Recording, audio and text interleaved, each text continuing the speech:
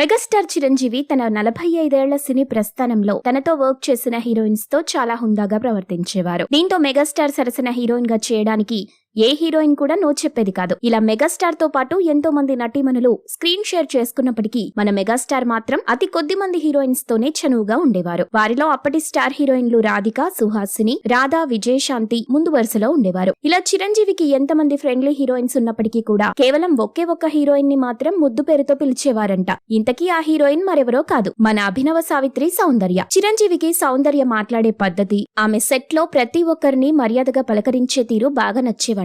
దానికి తోడు ఇండస్ట్రీలో ప్రతి ఒక్కరూ సౌందర్యను చిరంజీవికి ఎంతో ఇష్టమైన నటి సావిత్రితో పోల్చడంతో ఆయనకు సౌందర్య మీద చాలా గౌరవం ఉండేదంట. దాంతో చిరంజీవి సౌందర్యను సౌ సౌ అంటూ ముద్దు పేరు పెట్టి పిలిచేవారంట. ఇక వీరిద్దరూ రిక్షా ఓడు, చూడాలని ఉంది, అన్నయ్య వంటి హిట్ మూవీస్ లో కలిసి నటించారు. ముఖ్యంగా అన్నయ్య చిత్రంలో చిరంజీవి మరియు సౌందర్య పేరు చాలా బాగుంది.